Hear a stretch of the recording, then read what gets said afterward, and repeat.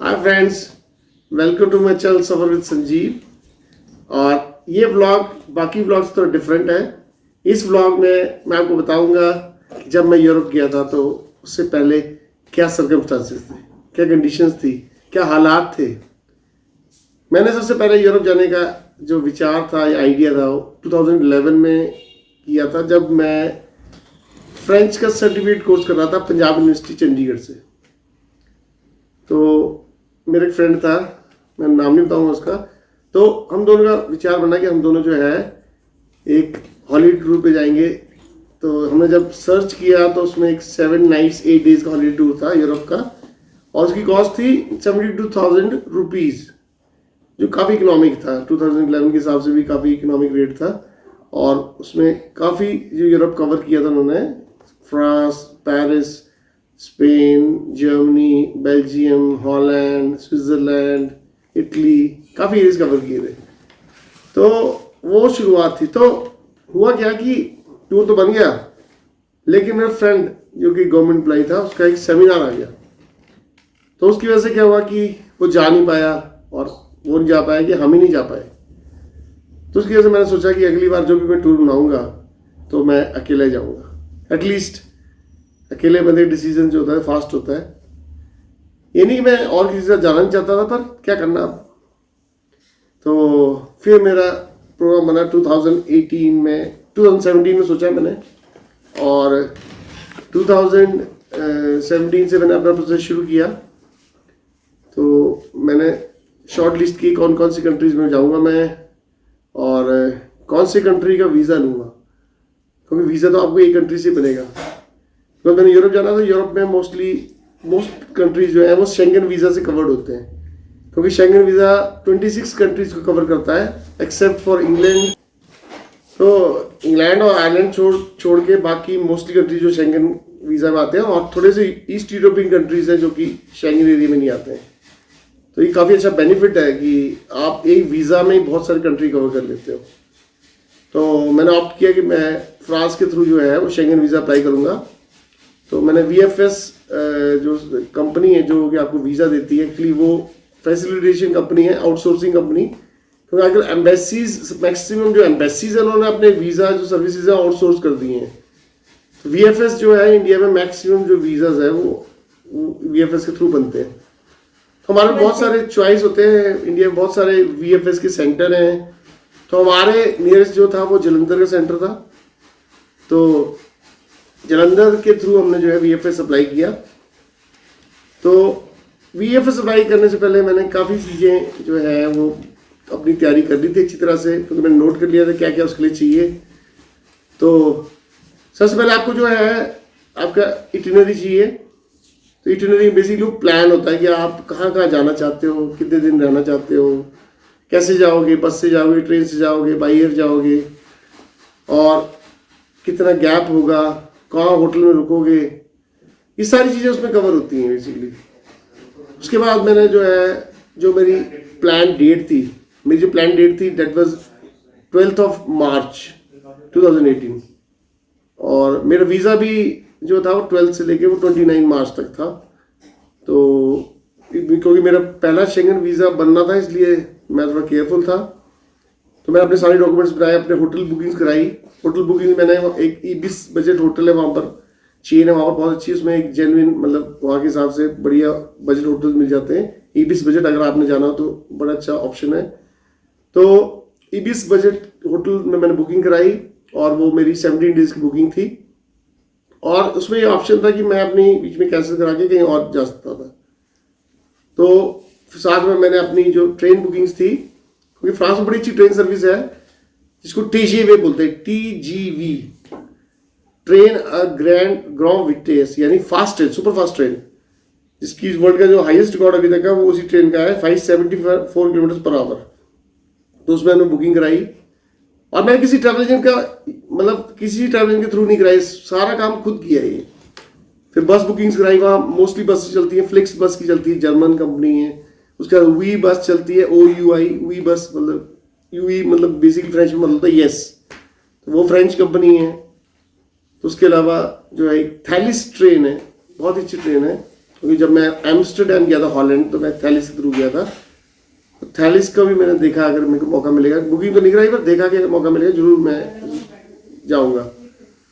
ठीक है, तो उसके अलावा मैंने जो है बस की बुकिंग होगी, ट्रेन बुकिंग्स होगी, होटल बुकिंग्स होगी।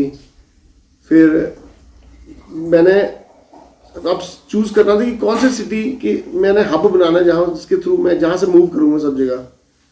तो नॉर्थ फ्रांस में एक सिटी है लिल। तो लिल जो है बेल्जियम जो कैपिटल है ब्रसल्स उसके काफ़ी पास है, और पेरिस जो फ्रेंच कैपिटल इसको फ्रेंच में पारी बोलते हैं, वहाँ से भी काफ़ी क्लोज है। और आपको पता जैसे कि मैंने कहा फ्रांस में बड़ी हाई स्पीड ट्रेन है, तो वहाँ से जो है आप आराम से जो है नियर यूरोप काफ़ी मतलब जा के आ भी सकते हो। क्योंकि मैं एक बार एम्स्टरडेम जब मैंने गया वहाँ, हालांकि टिकट मैंने वहीं जाके ली एंटवर्प में बेल्जियम में, वहाँ जो गया था मैं शाम को, मैं आप विश्वास करोगे मैं लिल से एम्स्टरडेम जाके वापस भी आ गया। तो मतलब यूरोप में जो कंट्रीज है इंटरकनेक्टेड है, बीच में कोई बॉर्डर्स नहीं है। अगर कोई चेक भी करना है तो आज आपका पासपोर्ट चेक करेगा जिसमें आपका वीज़ा लगा होगा। वीज़ा तो आपको पता है एक स्टैंप होती है।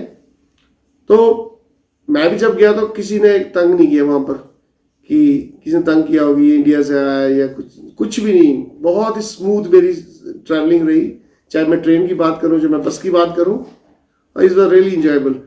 तो मैं फिर सारे उसके अलावा जो हमारे डॉक्यूमेंट्स चाहिए, जैसे आपके बैंक स्टेटमेंट चाहिए, आपकी गवर्नमेंट एम्प्लॉइज आपको एनओसी चाहिए। अगर आप गवर्नमेंट एम्प्लॉइज और आपकी एनओसी है तो आपका वीज़ा बहुत सुपर फास्ट ही आ जाएगा।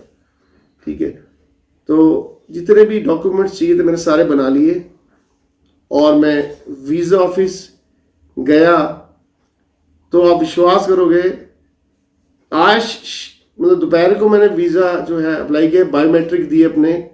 बायोमेट्रिक में आपको फिंगर स्कैन होता है, आप आइरिस स्कैन होता है आइस का, क्योंकि इंटरनेशनल लेवल पे वो एक तरह से आइडेंटिटी हो जाती है आपकी, आपको कहीं से भी ट्रेस किया जा सकता है। तो आप जो है गलत लोग नहीं ट्रैवल कर सकते। फिर अगले दिन ही मेरा एक दिन में वीज़ा बन के आ गया। और टूरिस्ट वीज़ा नॉर्मली एक दिन में नहीं बनता, लेकिन क्योंकि मेरे डॉक्यूमेंट्स पूरे थे, मैंने अपना जो होमवर्क अच्छी तरह से किया था, अब अच्छी तरह से तैयारी की थी वीज़ा के लिए, इसलिए कोई प्रॉब्लम नहीं है। तो अगर आप लोग भी कोई जाना चाहो अब्रॉड तो आप होमवर्क अच्छी तरह से करें, कोई डॉक्यूमेंट्स ना छोड़ें, क्योंकि अगर आपके डॉक्यूमेंट्स पूरे हैं तो आपको वीज़ा में प्रॉब्लम नहीं आएगी।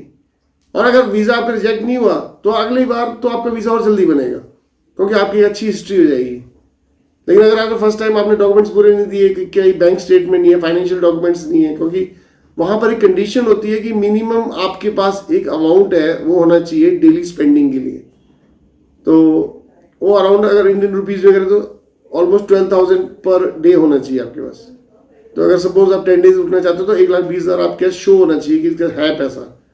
उसके बाद अलावा आपके क्रेडिट कार्ड है, डेबिट कार्ड्स हैं, वो आपके हैंडी होंगे, वो काफ़ी काम आएंगे। तो ये इस तरह जो है बड़ी इजीली जो वीज़ा बन जाता है। और फ्लाइट से अगर एडवांस में बुक करते हैं आप, महीना या 1.5-2 महीने पहले बुक करते हो तो काफ़ी रिजनेबल, मतलब आप विश्वास करोगे, मैं एक दिन देख रहा सर्च कर रहा था कि धर्मशाला एक जगह है, वहाँ से अगर मैं दिल्ली जाना हो तो उसकी एट द मोमेंट टिकट 19,000 रुपये की है, और मेरी पेरिस की रिटर्न टिकट जाने और आने की टिकट थी सिर्फ 29,000। और ये चीज़ तभी पता लगती है जब आप ट्रैवल करते हो। तो मैं आपको ये बताना चाहता हूँ कि पहले हमारे में स्टिग्मा था कि वहाँ कैसे जाएंगे, ट्रैवल कैसे, डॉक्यूमेंट्स बनेंगे, और मैंने किसी ट्रैवल एजेंट का यूज़ नहीं किया। अपने सेल्फ लेवल पे गूगल के थ्रू नॉलेज या जो भी प्रॉपर जो उसकी सिस्टम होता है VFS के थ्रू, जो ऑनलाइन फॉर्म भरे जाते हैं, अपॉइंटमेंट बुक की जाती है, ठीक है, डॉक्यूमेंट्स जमा होते हैं, डॉक्यूमेंट्स पहले से तैयार करने हैं, तो मैंने किसी का यूज़ नहीं किया खुद। और मतलब एक बार आप मतलब एक कॉन्फिडेंस होता है कि आप खुद कर सकते हो, आपको किसी भी डिपेंड होने की जरूरत नहीं है। क्योंकि अगर आप ट्रैवल करते हो किसी कंपनी के थ्रू तो आप लिमिटेड जगह देख सकते हो, वो भी उनके अकॉर्डिंग टू ट्रैवल कंपनीज। आपको पता है बहुत सारी ट्रैवल कंपनीज हैं, थॉमस कुक है, कॉक्स एंड किंग्स है, फिर आप SOTC है, बहुत सारी ट्रैवल कंपनीज है, और भी इंडियन कंपनीज है काफ़ी, यात्रा.com है, काफ़ी सारी कंपनीज हैं। तो अगर आप अपने लेवल से सेल्फ मेड हो, खुद कर लेते हो, तो आप किसी जगह पे अपने हिसाब से रुक सकते हो, किसी के अकॉर्डिंगली आपको चलने की जरूरत नहीं है। ठीक है, तो फ्रेंड्स ये इस तरह से जो है मेरा प्रोसेस हुआ। और ये तो आपको मैंने एक तरीका बताया कैसे मैं फर्स्ट टाइम जो मैंने तैयारी की। फर्स्ट टाइम वीज़ा जो आपको बताया हमेशा थोड़ा टफ होता है, थोड़ा मुश्किल लगता है कि वीज़ा बनेगा नहीं बनेगा, कब बनेगा। तो वो काफ़ी सारे मन में एक होते हैं, मतलब होता है कि शक होता है कि बनेगा नहीं बनेगा। तो इस तरह से मैंने जो है अपने वीज़ा बनाया और यहाँ से मैं, क्योंकि मैं पठानकोट से गया तो मैंने ट्रेन पकड़ी। कई बार ट्रेन पकड़ना बाई एयर जाने से ज़्यादा अच्छा होता है, क्योंकि अगर आप बाई एयर जाओगे तो आपकी जो अगली फ्लाइट कनेक्टिंग फ्लाइट होनी चाहिए, इंटरनेशनल फ्लाइट, वो भी सेम कंपनी की होनी चाहिए। अगर आप एयर इंडिया की फ्लाइट बुक है आपकी दिल्ली से, तो यहाँ से एयर इंडिया जाओगे तो आप लगेज ज़्यादा ले जा सकते हो। लेकिन अगर यहाँ आपकी फ्लाइट कोई और है और वहाँ कोई और है, तो ट्रेन से आप लगेज अनलिमिटेड ले जा सकते हो। और वहाँ फ्लाइट में 23 kg के बैगेज अलाउड होते हैं। कुवैत एयरवेज की बात कर रहा हूँ, मोस्टली एयरलाइन में ऐसे ही होता है। और उसके अलावा 15 kg जो होता है वो आपके कैबिन में भी अलाउड होता है।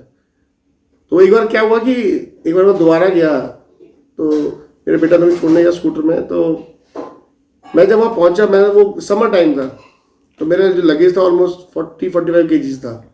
फ्लाइट जो थी वो अलायंस एयर की थी, एयर इंडिया की जो थी, और आगे मेरी कनेक्टिंग फ्लाइट थी वो शायद यूक्रेनियन एयरलाइंस की थी। हुआ क्या कि ये अलग अलग थी, तो मेरे से 15 kg लाउड था, तो मेरे को 25 किलो निकालना पड़ा और मैंने समर के सारा निकाल दिया। और वहाँ जाके जब पहुँचा मैं यूरोप में, तो वहाँ इतनी गर्मी पड़ी कि मेरे पास 2 ही टी शर्ट रखी थी, येलो रेड, उन्हीं के सहारे मैंने जो है काम चलाया। तो बेस्ट है कि आप ट्रेन से ट्रैवल करें, आप अनलिमिटेड लगेज ले जा सकते हैं और आपको वहाँ प्रॉब्लम नहीं होगी।